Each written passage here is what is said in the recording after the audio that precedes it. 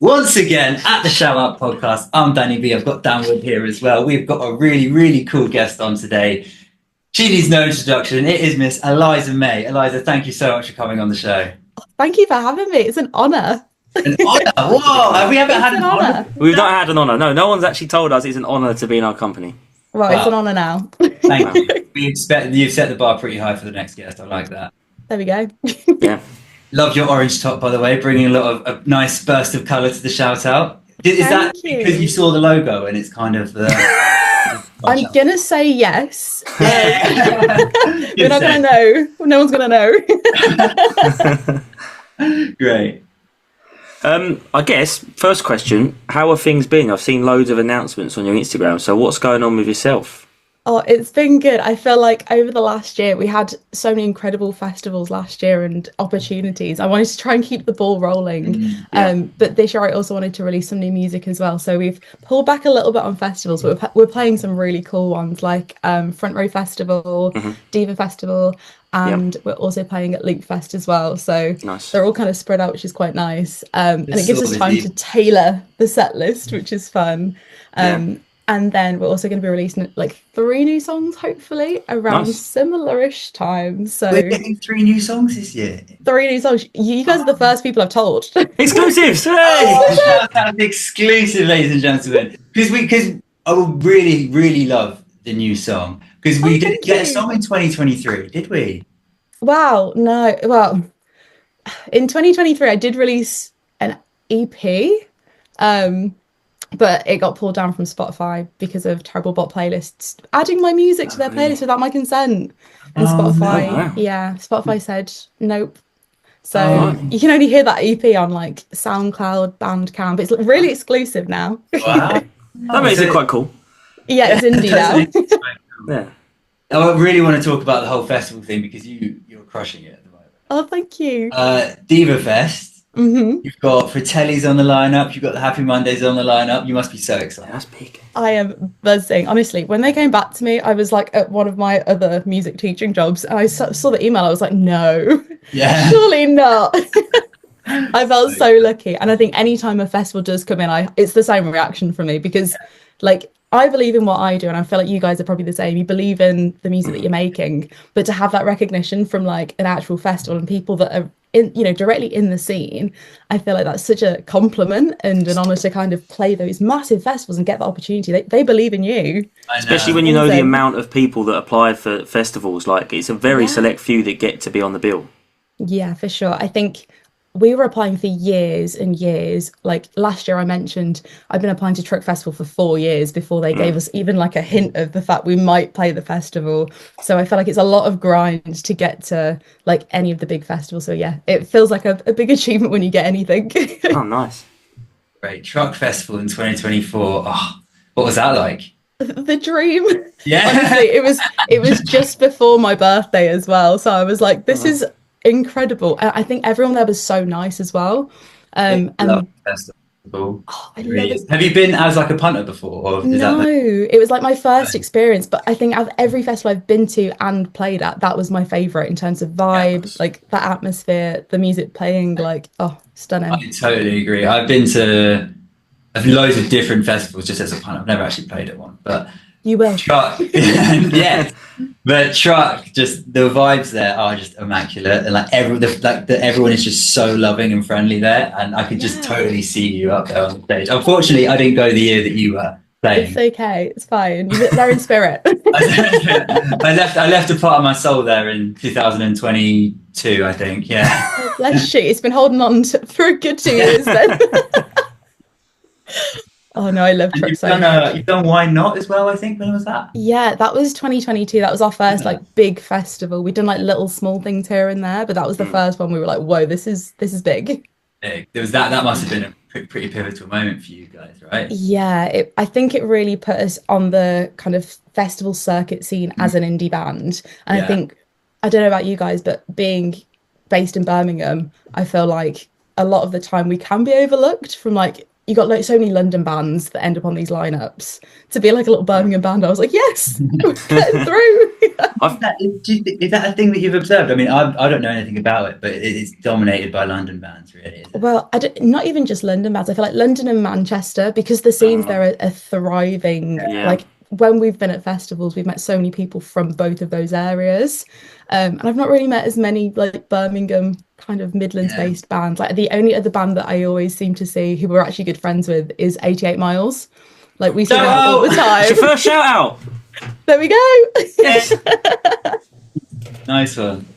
It's so cool, man, to see you on all these festivals. Other than, do you tend to like? I'm going to assume that you prefer festivals than gigs. I do indeed. What is it about the festival that draws you guys to it? Because it's such a grind to actually get onto the festival lineup. Yeah, I think for me, it's the atmosphere for a start. Like, I feel like everyone there so nice, all in it for the same kind of reason. And I've ended up making such good friends within the festival scene, like not just with other artists, but people behind the scenes. So I'm friends with like a really good artist liaison who runs a different festival completely, but he was also at Truck Festival. So like, I felt like I felt so comfortable because I knew people around. But also as well, it's in the day. I am getting older. I am an old woman, I feel like at times. I love going to bed early.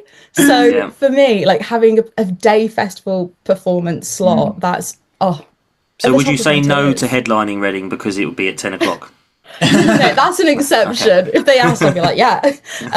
But I think, because it's in the day, a lot of people have a lot more energy. They're paying to see more than one artist. They're more open to seeing like the new music that's coming about and the smaller stages. And it's just a good vibe overall. You usually get, in terms of like exposure to pay as well, I feel like it's a little bit fairer compared to the gig scene as well.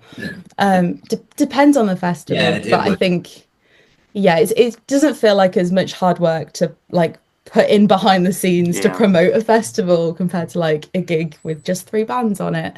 On a Wednesday in middle of nowhere when all the trains are cancelled. Oh my god. Fighting against like big arena artists as well that also might be playing on the same night. I think you really hit the nail on the head when you said about how like people are just so much more open to like new things and new sounds and new experiences when you're at a festival.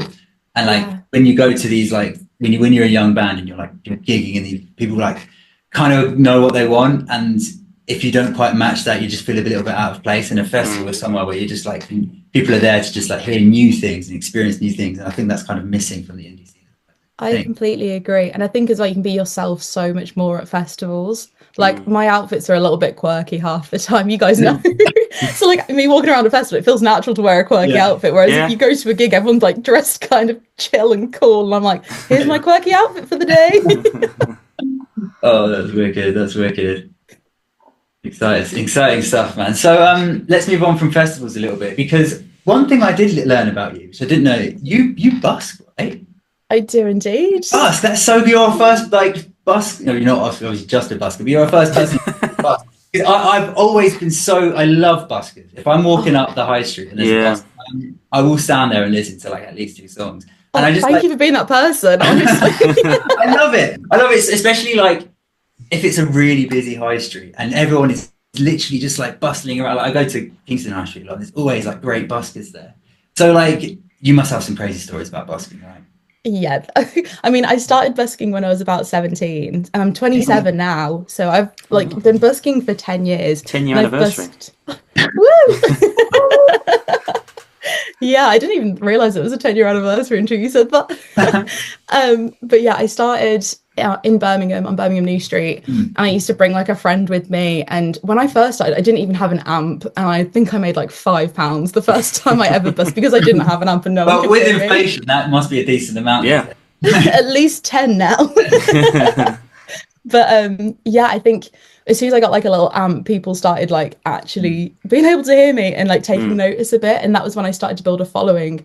But I've had some very interesting people come up, and like I once had a guy put in a CD from a completely random artist I'd never heard of Really? A bit of my little- networking. Okay. Yeah, it wasn't even his CD though. It was a really old man, and he was like, "I'm going to give you a CD. I'm going to give you a sticker." And I was like, "This is really Werther's weird, but original, I'll chuck take that in. it." It was like a weird assortment of stuff, and I was like, "Okay, at least he's interested."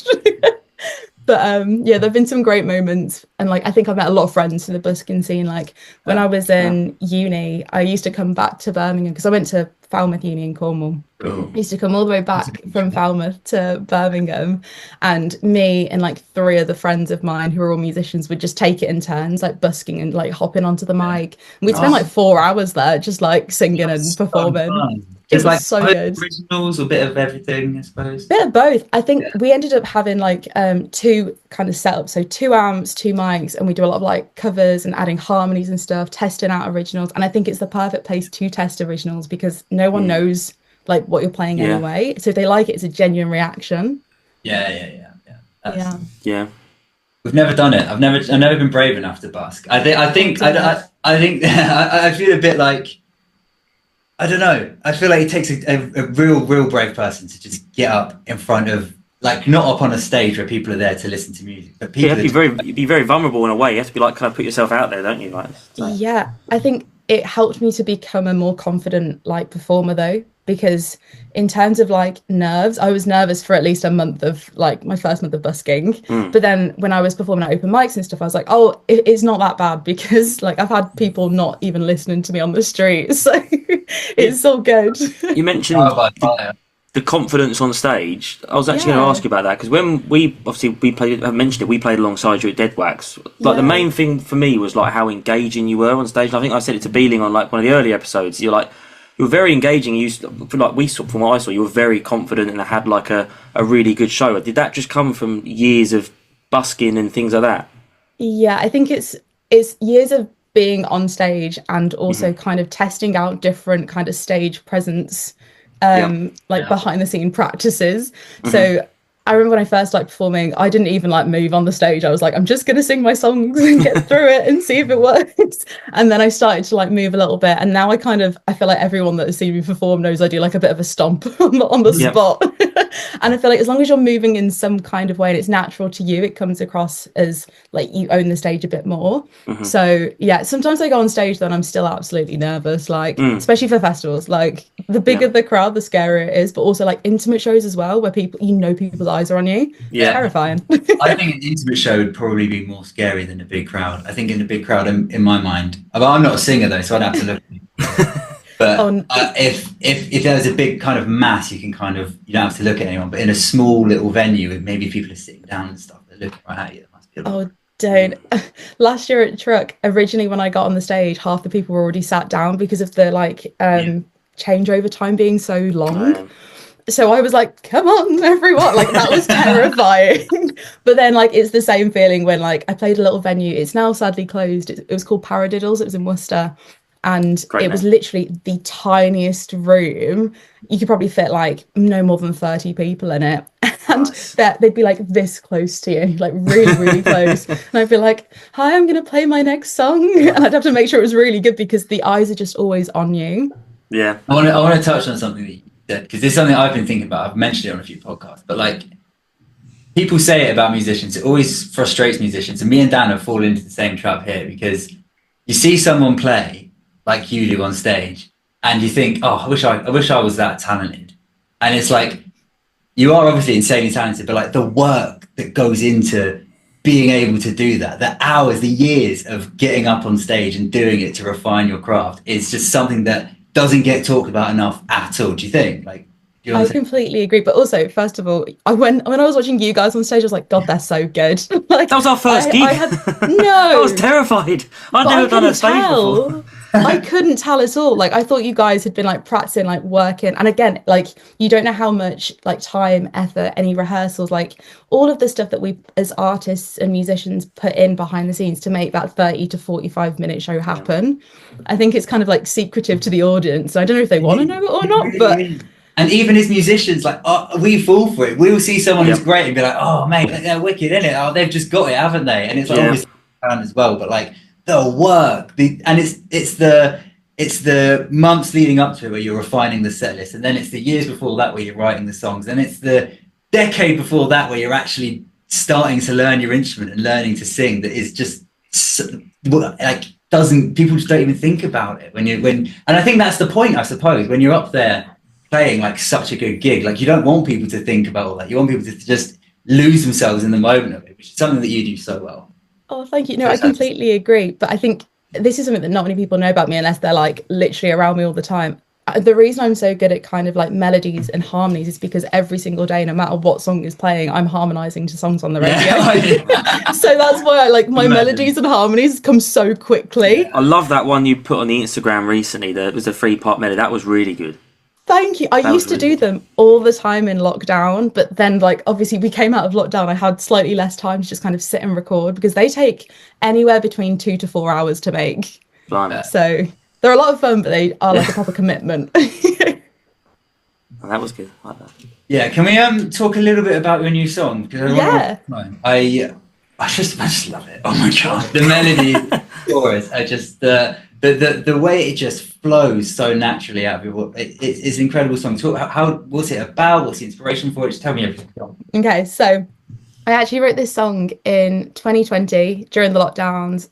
I originally was living at home with like my family, and then when we were allowed to like move in with other people, I actually moved in with my partner for the very first time. And that song is literally about how every day went from like absolutely terrible, like mentally I was struggling, to like every day is sunny, like it's the best day ever.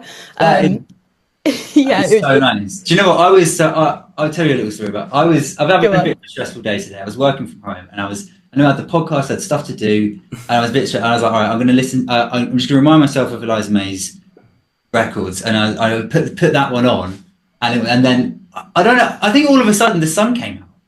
And I was like, oh, is that a little bird chirping in my garden? And like the vibes were just immaculate all of a sudden, and my tea went hot again. And I was like, "This is there great." That's the purpose of the song. But seriously, though, it is genuinely just one of those songs that just thank you. It just transports you. It's one of my favorites to play in terms of like the vibe. Like it's almost one of our probably chiller songs to play, because I think all the new stuff is so much more intense, and it shouldn't be, but it is. So yeah, I'm glad you like that one. 4 years. Yeah. So. Wow. I mean, I released it last year, but I wrote it. So the way I kind of do music in general is I'll write a song, I'll start playing it at gigs to test the water. And then if it's good enough, I'll then go and record it. So we recorded it in February last year, along with the songs that are coming out this year. And I was like, I need to drop it in summer. Like it's a summer song. It's the first song I have to release. I can't release it later than this year. So yeah, I needed to get it out, but it's been a long time in the making. It always is with me, I feel like. Yeah, I think that's something that should not be understated, is when we fell into that trap of writing a song and releasing it before we'd gigged. Yeah, we hadn't done a single gig before our first song.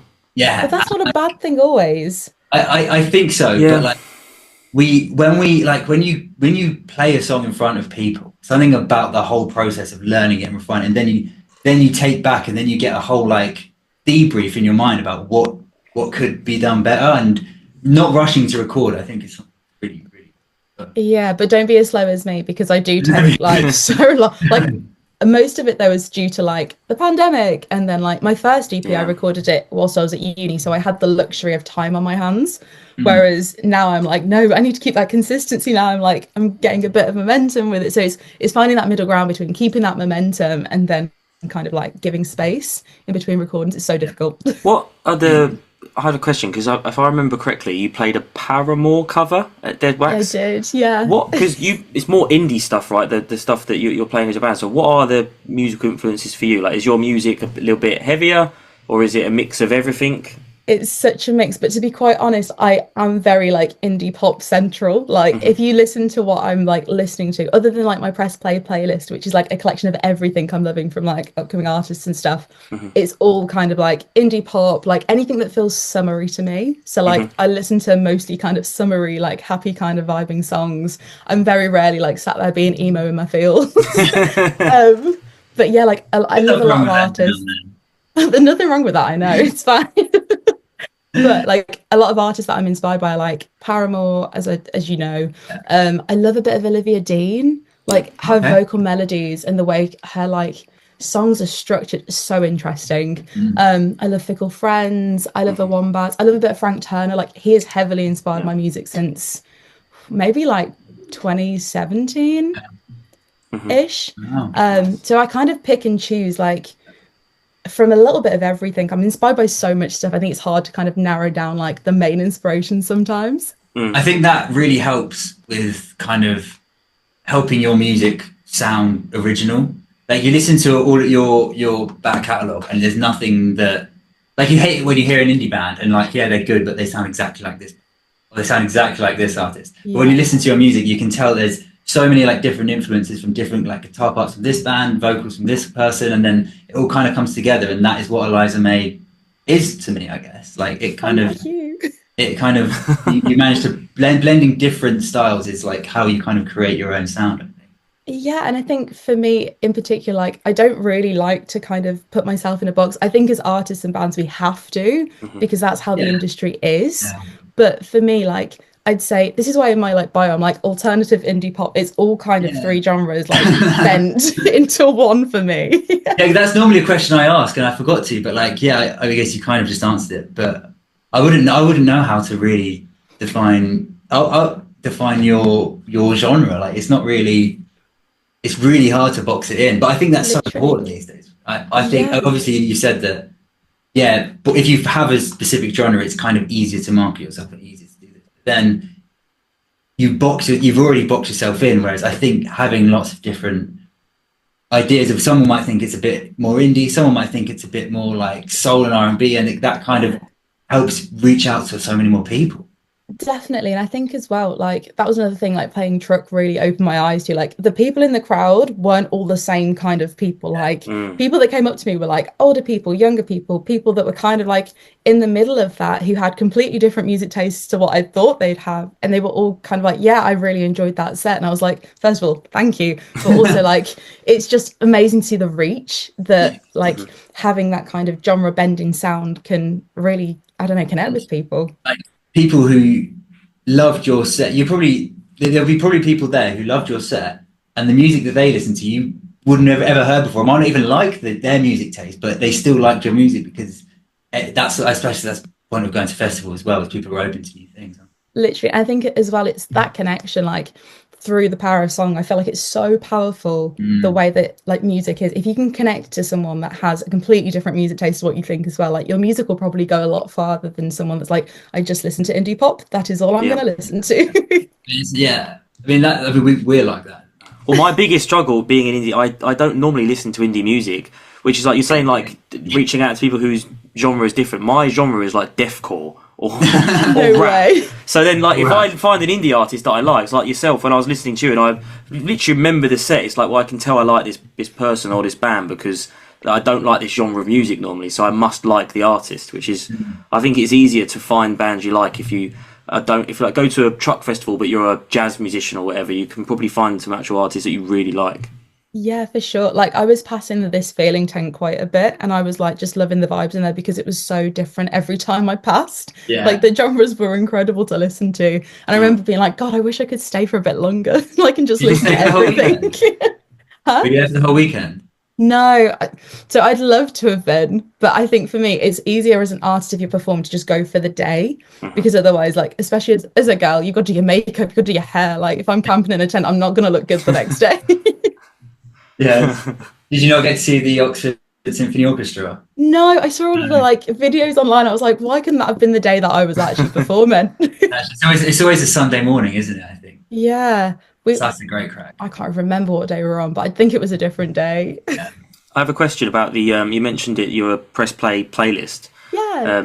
Can you talk a bit more about that? Because that, obviously, you really kindly put us, our first like song when we first started out, you put us on the playlist. But it's such a good idea, and a bit of a spoilers towards the end of the episode, we've pretty much copied that with our idea to like basically have a playlist of everyone who comes on and put their music on it. But it's a really good idea, and it's a really nice kind of thing that shows off independent music.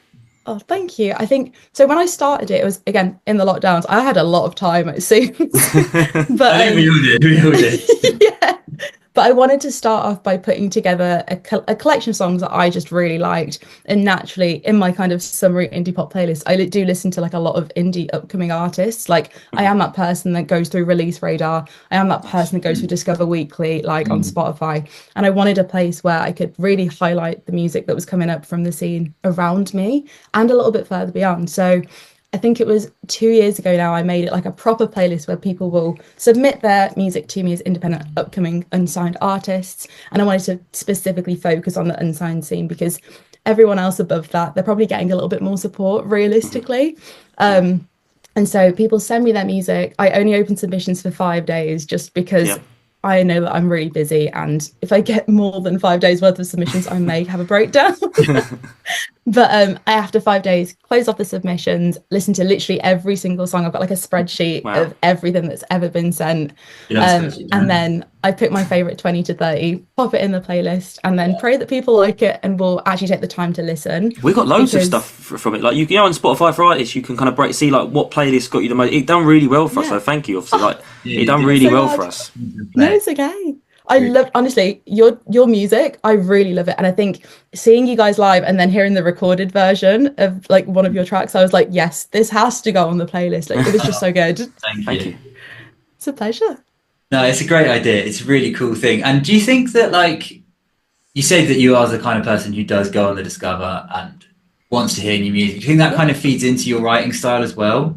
I think so. Like realistically, I've seen so many upcoming bands. Like I'm more likely to be at like a grassroots kind of indie gig than at an arena gig or at like a bigger venue. Like I think the biggest venue I'll probably go to is an O2 like academy or institute or, you know, whatever size venue. Like I'm not really at arenas. So like I think the first like indie band that I found through the Discover Weekly was a band called Larkins. And I then went to see them in Manchester at an exclusive like I think it was a Signature Brew event. And it was just really cool. Like I've seen so many cool artists by just listening to the Discover Weekly, seeing they've got like a local gig somewhere and then being like, oh my gosh, like I love their music online. Let's see if it's good in person. Oh my God, it is. New fan. That's great. I love it.